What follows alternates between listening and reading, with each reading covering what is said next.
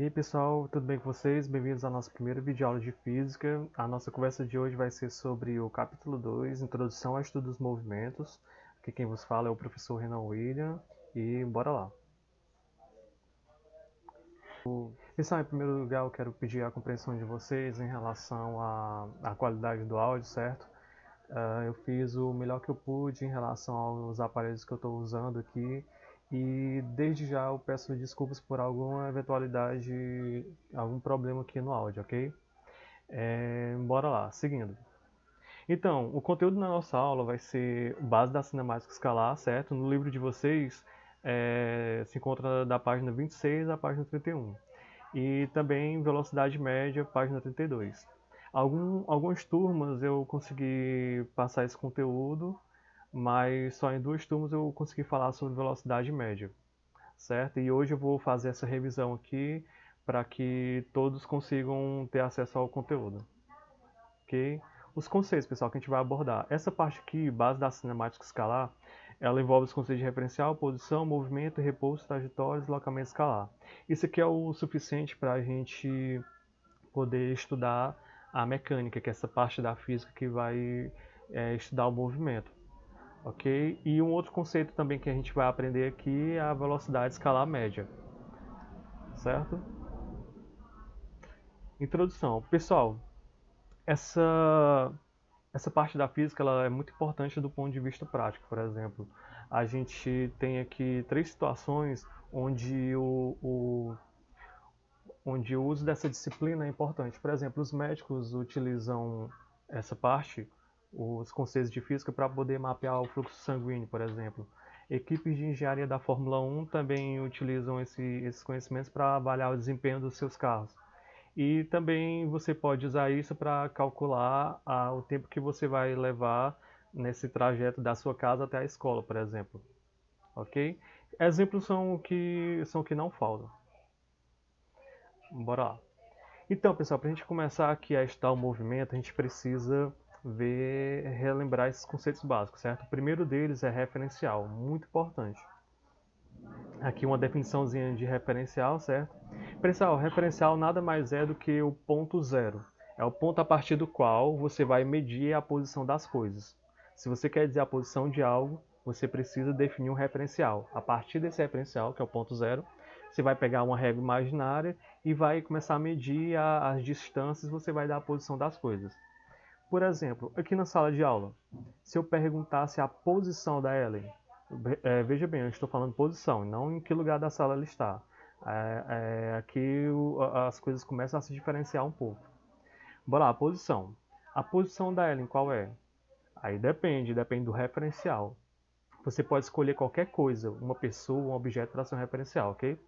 Digamos que você escolha o professor. Em relação ao professor, qual vai ser a posição da Ellen? Aí coloca o referencial no professor, ele vai ser o ponto zero. A partir dele você pega uma régua invisível, né, uma régua de verdade, enfim, o que eu estou usando aqui é a régua invisível. E vai medir a distância dele até a Ellen, certo? Digamos que deu 2 metros. Aí você vai poder dizer, então a posição da Ellen em relação ao professor, em relação ao referencial no professor, a posição da Ellen é 2 metros, ela está a 2 metros à frente do professor. Agora, se eu perguntar em relação a Ana, qual a posição da Ellen em relação a Ana? Aí vamos aqui para Ana e ela vai ser o ponto zero, agora bora medir a distância. Daqui para cá, digamos que deu 1 metro. Então a resposta, a posição da Ellen em relação a Ana é 1 metro. A Ellen está a 1 metro à direita da Ana, ok? Vejam só, eu mudei o referencial e mudou também a distância, mudou a posição. Então posição depende do referencial. Isso é diferente de dizer em que local da sala ela está. Ela continua no mesmo lugar, mas agora a posição, do jeito que a gente está definido aqui, depende do referencial, ok? Mais um exemplo aqui, pessoal, para a gente poder pensar sobre isso, certo? A posição de uma mosca na lousa. Digamos que a gente está na sala de aula, tem a nossa lousa e tem uma mosca lá pousada na lousa, ok? Como é que a gente pode dizer a posição daquela mosca ali? Como é que a gente pode fazer isso de modo preciso? Bora só ver essa figurinha aqui, ó. Aqui é uma representação do René Descartes, o filósofo matemático francês. Diz a lenda que um dia ele, depois de acordar, ele ficou observando uma mosca no teto do quarto dele E como ele gostava muito de devagar, certo? Ele era filósofo matemático, ele pensou, como é que eu posso dizer a posição dessa mosca em relação ao teto? Como é que eu posso dizer precisamente a posição dela? O que foi que ele imaginou, pessoal? Aqui é que vem a sacada. Ó. Ele considerou um ponto lá do teto para ser o ponto zero, digamos que aqui, certo? E aí ele trouxe uma linha aqui na horizontal. Aqui é o ponto zero, aquele ponto lá da parede, certo? Aí ele trouxe uma linha horizontal, marcou aqui uma linha horizontal. E ele marcou uma linha vertical lá. A partir daqui ele marcou uma linha aqui também, certo? É a vertical e aqui a horizontal.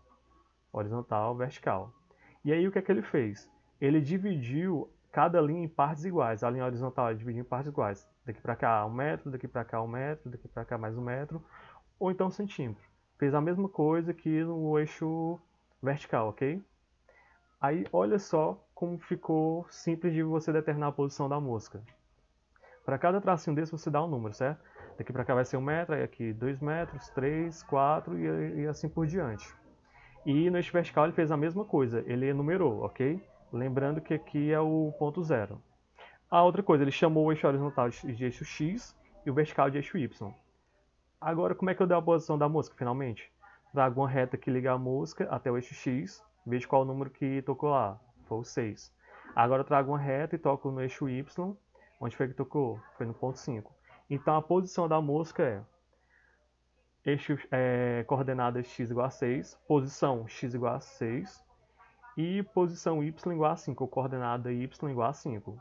Então a posição da mosca é dada pelas coordenadas 6 e 5. 6 no eixo x e 5 no eixo y, ok? Então, pessoal, isso aqui é usado muito nos estudos de matemática, em física também a gente vai ver de vez em quando, e uma aplicação prática disso, por exemplo, é o GPS. Usa essa mesma ideia. E isso aqui a gente chama de plano cartesiano, justamente em homenagem ao matemático francês René Descartes. Ok? Bora lá. Pessoal, agora movimento e repouso, certo? A gente já definiu referencial e posição. O que seria então movimento e repouso? O movimento, como tem a definição aqui, é quando o tempo passa e a posição de corpo muda em relação ao referencial. E o repouso é quando o tempo passa e a posição do objeto não muda em relação ao referencial. Bora ver um exemplozinho aqui. Nós temos esse casal aqui no ônibus, certo? O ônibus aqui em trânsito. E tem um carinha aqui na beira da estrada. Todo dia, às 5 horas, ele fica ali, ele gosta de observar o povo, certo? Pergunta, pessoal. Bora dar os nomes aqui. Aqui vai ser o João, aqui é a Maria e ele aqui vai ser o Zé. O João, será que ele está em movimento ou em repouso? Isso, depende. Professor, depende. Vai ser em relação a quem? Ao quê? Pronto, o João ele vai estar em movimento ou em repouso em relação a Maria? Aí agora o referencial está na Maria, em relação a ela. A Maria, ela vai ver o João se afastando ou se aproximando quando o tempo passa? Não, ele continua ali no mesmo lugar. Então a posição dele não muda, ele nem se afasta nem se aproxima dela. E logo, conclusão, João está em repouso em relação a Maria. E agora a Maria em relação ao João, da mesma coisa, a mesma coisa, a posição dela não muda em relação ao João, ela nem se afasta nem se aproxima dele. Então, a Maria também está em repouso em relação a ele. Aí será que eles vão estar em repouso em relação a qualquer referencial, em relação a qualquer coisa? Não. Aqui, por exemplo, em relação ao Zé, o João está em movimento ou está em repouso em relação ao Zé? O Zé agora é o referencial, ele é o ponto zero. Aí o tempo passa, o que é que você observa? O João tem um momento que ele se aproxima do Zé, em outro momento ele já está se afastando. A posição dele muda em relação ao Zé? Sim. Então, logo, o João está em movimento em relação ao Zé. Mas será que o Zé está em movimento em relação ao João? Agora, em relação ao João, o referencial está no João. O que é que o João vai observar? O João vai observar o Zé se aproximando, se afastando dele? Sim, em um momento o João vai observar o Zé se aproximando dele, em outro momento o João vai observar o Zé se afastando dele. Logo, para o João, o Zé também está em movimento, ok? Um outro exemplozinho aqui, ó, do Cascão e do Cebolinha. O Cascão, ele está em movimento e em repouso. Isso, em relação ao quê? Em relação ao skate. O tempo passa e a posição do Cascão em relação ao skate é sempre a mesma. Ele nem se afasta nem se aproxima do skate. Então o Cascão está em repouso em relação ao skate. Mas em relação ao Cebolinha, Aí sim, em relação ao Cebolinha, agora o referencial Cebolinha, o que é que o Cebolinha vai observar? Ele vai observar a posição do Cascão mudando. O Cascão está se afastando dele, ok? Então, pessoal, o movimento ele é relativo. Algo não vai estar em movimento sempre em relação a qualquer coisa. Ele, em um momento, um objeto está em movimento em relação a um referencial, mas pode estar em repouso em relação ao outro. Isso quer dizer que é relativo, é um conceito relativo. E outra coisa aqui embaixo. Os conceitos de movimento e repouso são simétricos. Se algo está em movimento em relação a você, você também está em movimento em relação ao algo. Se você está em repouso em relação a algo, esse algo também está em repouso em relação a você, certo? Vale a ida e a volta, ok? Pronto, pessoal. Agora, mais um conceito importante, trajetória. Bem simples, ó. Observa a situação. Tem aí 3 formigas na parede, certo? Você está lá observando, tem a formiga A, a formiga B e a formiga C. E é o seguinte, o tempo passa, aí o que é que você observa? Essa formiga A aqui, ó, ela saiu daqui e parou nesse ponto, certo? Um instante depois. Formiga B, ela percorreu esse caminho aqui e parou aqui, certo? Depois, no mesmo instante T2. E o C, a formigazinha C, passou o tempo e ela não saiu do lugar. Então, pessoal, o que é a trajetória? Simplesmente são os pontos por onde cada formiga passou. O que está pintado de vermelho aqui seria a trajetória da formiga A, aqui a trajetória da formiga B, e a trajetória da formiga C, como ela não se moveu quando o tempo passou, se resume a um simples ponto. A trajetória do A foi uma reta, uma trajetória retilínea, a do B foi uma trajetória curvilínea, ok? Trajetória é isso, são os pontos por onde o objeto passou. Ok, bora observar só mais um exemplo aqui, ó. Como é que o piloto vai observar a trajetória da bomba? Primeiro você está vendo ali era a observação do garoto. Agora sim, em relação ao piloto. Qual a trajetória que o piloto vai observar da bomba? Isso, ó, o piloto ele sempre observa a bomba caindo em linha reta. Agora uma pessoa que está em repouso em relação ao solo, a gente aqui também, nós estamos em repouso em relação ao solo, o que é que a gente vai observar? O momento a bomba está aqui, depois aqui, depois aqui. A trajetória da bomba que a gente observou foi um arco de parábola. Mais uma vez, aqui é o que o piloto observa. Ele observa uma linha reta. Bora lá. Aí agora, a visão do menino que está em repouso em relação ao solo. Nós também, vai ser a mesma visão que nós vamos ter. O que é que a gente observa? A gente observa um arco de parábola. Essa figura que a gente viu se chama um arco de parábola, ok? Então, pessoal, ó, a trajetória nem sempre é a mesma. Para uma pessoa, para um referencial, ele vai ver uma linha reta, para outro referencial, sei lá, naquele caso, viu uma parábola. Aqui nesse caso, pessoal, o cara andando na bicicleta, ele jogando a bolinha para cima e para baixo, o que é que ele vê? Ele vê a bola apenas subindo e descendo. Essa é a trajetória dela, uma linha reta. Mas uma pessoa que está em repouso em relação ao chão, o que é que a pessoa vai observar? Isso, ó, nós, né, que nós estamos observando ela fazendo essa trajetória.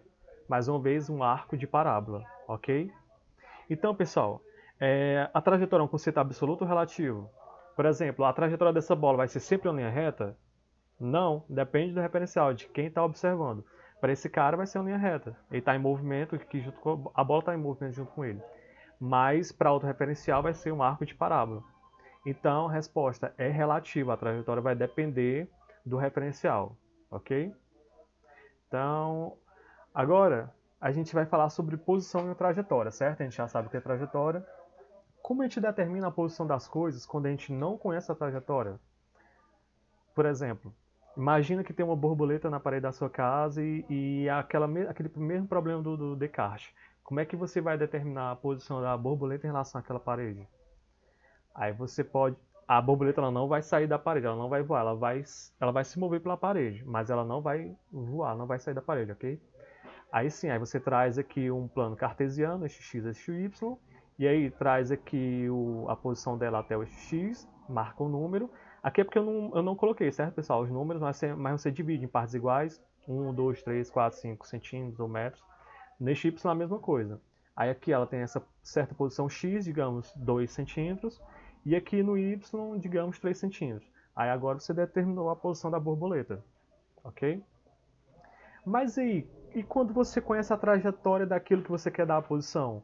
Você sabe exatamente por onde ela passou, uma formiga, uma bolinha, aquilo que você quer determinar a posição.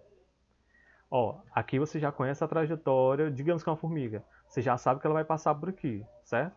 Essa é a trajetória. Como é que você vai dar a posição dela em relação a essa trajetória? Pessoal, primeira coisa, pega um ponto qualquer dessa trajetória e chama de ponto zero. Ele é o referencial, ok? E dá uma orientação também. No caso aqui, eu disse que a orientação vai ser para a direita. Eu vou explicar agora o porquê dessa orientação.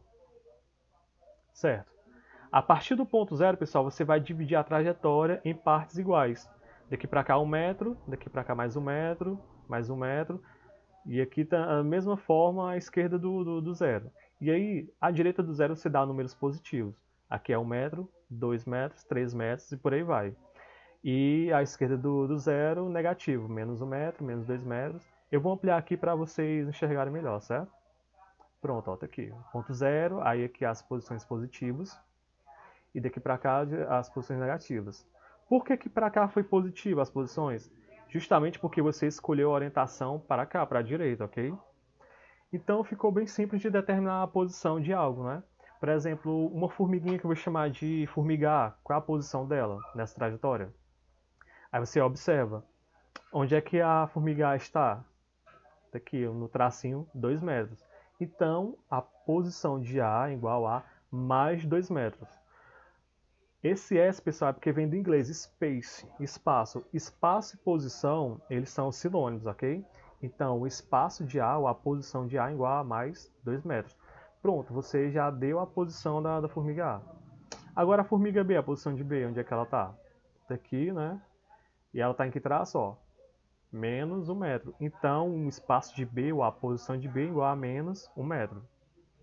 Ok? Pessoal, a mesma coisa é na estrada. Nas rodovias é a mesma ideia. Por exemplo, uma placa dessa, né? Quilômetro 270. Isso aqui está indicando aquela mesma ideia que eu mostrei no slide anterior. Os engenheiros de trânsito, eles pegam um ponto da rodovia para ser o ponto zero, aí colocam a placa de 1 km, 2 km, 3 km.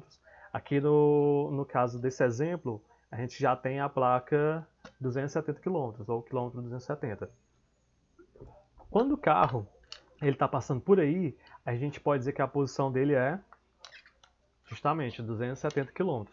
Mas isso quer dizer que exatamente que ele andou 270 km? Não. Isso só quer dizer que ele está na posição 270. Ele está a 270 km do ponto zero, ok? Isso serve apenas para localizar em que parte da estrada ele vai estar. Então aqui, ó, no instante que o móvel passar pelo quilômetro 270 desta rodovia, seu espaço S será igual a 270 km. Isto significa que ele estava a 270 km do quilômetro zero, marco zero da rodovia, medidos ao longo dela.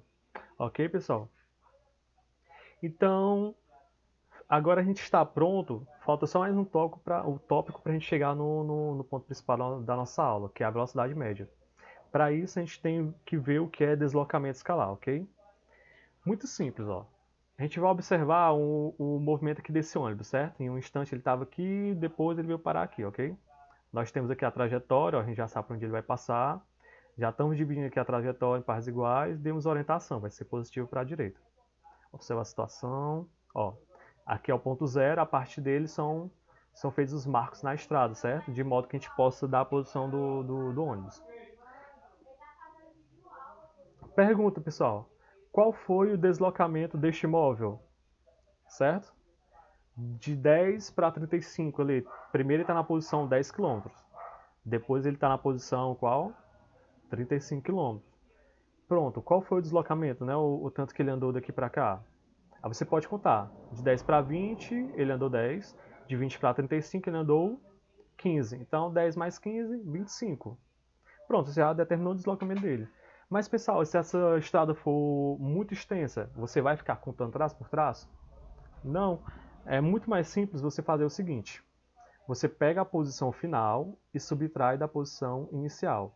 No caso aqui, ó, o deslocamento a gente vai chamar de ΔS, que é igual à posição final, o S2, o espaço final, menos S1, o espaço inicial. No instante final, no final do nosso problema, onde é que o ônibus estava? No quilômetro 235. E no início, no quilômetro 10. Então a posição final é 35 e a posição inicial 10. 35 menos 10, 25 km. Então o ΔS, a variação do espaço, 25 km. Esse é o deslocamento dele. Pensar essa letra grega aqui, o delta, significa variação, certo? Sempre vai ser uma quantidade final menos inicial. ΔV, velocidade final menos inicial. ΔT, tempo final menos inicial. Sempre assim, ok? Então tem a definição de deslocamento.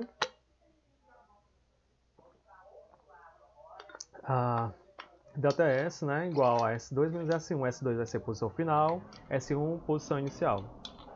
Vai ter livros que vocês vão encontrar assim apenas S menos S0. Só S vai ser a posição final e S0 vai ser a posição inicial. Por enquanto eu vou ficar usando dessa forma aqui com vocês, certo? Ok. São mais uns exemplos aqui, pessoal. Observe o movimento dessa joaninha. Eu pergunto para vocês. O que aqui está representando o deslocamento dela aí? O traço vermelho ou o azul? Certo? Ó, o tracinho azul ele está indicando exatamente para onde ela está passando. Ela está indicando que realmente ela andou, o comprimento que ela andou, certo? O traço vermelho não, é uma linha reta do ponto inicial até o ponto final. Então, pessoal, o deslocamento ele é o traço. Acertou quem disse vermelho. O que significa o deslocamento quando você faz posição final menos posição inicial? Aquilo ali você está medindo o comprimento de uma reta que está ligando os dois pontos, o ponto inicial ao ponto final, ok? Então, mais uma vez, ó, quando eu chegar lá no B, ó, pronto. Essa reta vermelha aqui, o comprimento dela vai ser o deslocamento, ok? Só mais um exemplozinho aqui, ó. Digamos que você sai da cidade A e vai para a cidade B. Você pegou essa trajetória aqui, certo? Você mediu de alguma forma e deu 50 km, ok? Mas esse não é o deslocamento. O deslocamento é a linha reta que liga a cidade A até a cidade B. E se você medir isso aqui, vai dar 30 km. Olha só como fica fácil medir isso se você já tiver a trajetória, certo? Aqui é o ponto zero, dividimos em partes iguais. A posição da cidade A, ela está na posição 0. A cidade B está na posição 30. Qual foi o deslocamento então? Espaço final menos inicial, não é? O deslocamento então foi o espaço final, 30 km, é a posição final aqui, onde você está chegando, menos a posição inicial, era onde você estava antes, que é a posição 0. 30 menos 0, 30 km. Esse foi o seu deslocamento, a linha reta de uma cidade até a outra, ok? Então, pessoal, já entendemos o que é o deslocamento, finalmente vamos poder falar o que é velocidade média. Ok?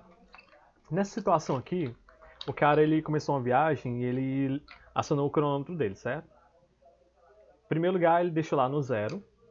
Ele vai começar agora a rodar o cronômetro dele. Ele estava em que posição no início nessa situação? Isso, está na posição 30 km. E aí, acionou o cronômetro, começou a viajar. Quando o cronômetro dele já tinha marcado 2 horas de duração, né?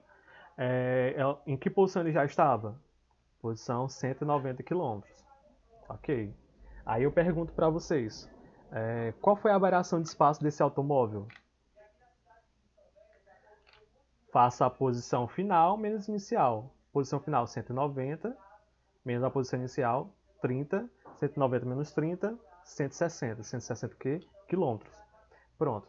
No intervalo de tempo de, pessoal, ΔS, variação de espaço, ou deslocamento. Intervalo de tempo ou variação do tempo, ΔT, que a gente indica, ok? Aí é tempo final menos tempo inicial. Final era 2, né, quando acaba lá a viagem dele, e no início é 0. Então, 2 horas menos 0 horas, 2 menos 0, 2 horas. Ok. Aí, pessoal, é o seguinte, ó.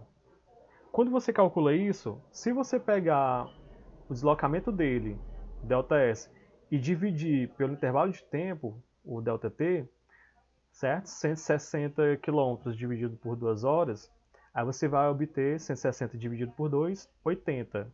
Aí repete a unidade aqui, quilômetro, e embaixo hora. Então fica quilômetro por hora.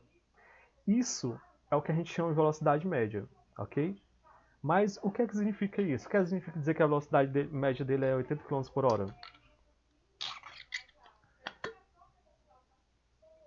Isso significa que, em média, a cada 1 hora que passa no relógio, ele está andando 80 km, ok? Ele pode, em algum momento da viagem, ele pode ter estado a 100 km por hora, né, mais rápido. Em outro momento, ele pode ter estado mais devagar, a 40 km por hora. Mas, em média, a velocidade dele foi 80 km por hora. A cada 1 hora que passa no relógio, ele anda 80 km.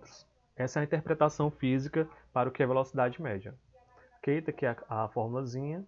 Velocidade média igual a variação do espaço dividido pela variação do tempo. Ok? Pessoal, é o seguinte, no Sistema Internacional de Unidade, a gente vai medir velocidade em metro por segundo. Velocidade é um comprimento dividido por intervalo de tempo. Comprimento é em metro, o tempo é em segundo. Então, aí a gente vai medir em metro por segundo. Mas é o seguinte, a gente está acostumado a usar quilômetros por hora, né? Também a gente está acostumado a ver nosso dia a dia quilômetro por hora. Mas é fácil de transformar. Se você tiver um número em metros por segundo, a velocidade em metros por segundo, e quer passar para quilômetros por hora, o equivalente a quilômetros por hora, é só multiplicar aquele número por 3,6. E o contrário, se você quer transformar aquela velocidade para metros por segundo, você divide por 3,6. Ok? Agora, bora ver aqui, resolver uns exemplos, certo? As aplicações dos nossos conhecimentos. Um exemplo recente.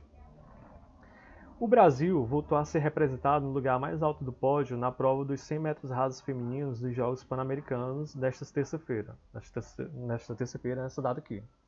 Após 28 anos, com a vitória de Rosângela Santos, que marcou o tempo de 11,2 segundos. Ok? Então, ó, a Rosângela ela percorreu 100 metros nesse intervalo de tempo aqui de 11 segundos, 11,2 segundos, certo? E aí, justamente o que a gente quer saber nesse problema, na verdade não é exatamente problema, mas a partir dele a gente pode propor um problema, que é calcular a velocidade média dela, certo? Então, ó, ela andou 100 metros, né? Esse foi o deslocamento dela, nesse tempo aqui, 11,2 segundos. Velocidade média, dividido o deslocamento pelo intervalo de tempo. Aí você vai encontrar 100 dividido por isso aqui, 11,22, dá 8,91 metros por segundo, ok? Mas assim, a gente está acostumado com quilômetros por hora, né? Então, bora passar para quilômetros por hora. Aquele número ali, ó, se você quer passar metros por segundo para quilômetros por hora, lembrando daquela figurinha, multiplica isso por 3,6. Aí então a gente obtém 32,076, aproximadamente 32 quilômetros por hora. Você estava em metros por segundo, multiplicou por isso, agora chegou em quilômetro por hora. Ok? Essa foi a velocidade média da Rosângela. Isso aqui é uma velocidade média de um atleta de elite. E o que significa isso? Se ela percorresse, se ela corresse durante 1 hora, ela ia andar 82 km se ela mantesse essa velocidade aqui, ok? Pessoal, eu proponho, né, que vocês assistam essa aula com o caderno de vocês, fazendo as anotações, anotando as dúvidas que vocês tiverem, certo? Aí depois vocês passam para mim, caso você tenha essas dúvidas, ok? O segundo problema é o seguinte, ó, a distância entre o Marco Zero de Recife e o Marco Zero de Olinda é de 7 km. Supondo que um ciclista gaste 1 hora e 20 minutos pedalando entre as duas cidades, qual a sua velocidade média neste percurso, levando em conta que ele parou 10 minutos para descansar? Então bora lá, o cara saiu de Recife, foi aqui para Olinda, eu acho que vocês não estão vendo aqui o nome Olinda, certo? Mas aqui é Olinda, beleza? E aí uma linha reta de Recife até Olinda, né, mede 7 km. Esse é o deslocamento entre as duas cidades. Qual foi a velocidade média desse ciclista, então? Resolução. Pessoal, todo o tempo a gente vai contar aqui nesse problema, certo? Quando você for calcular a velocidade média, até o tempo que o cara ficou parado, conta.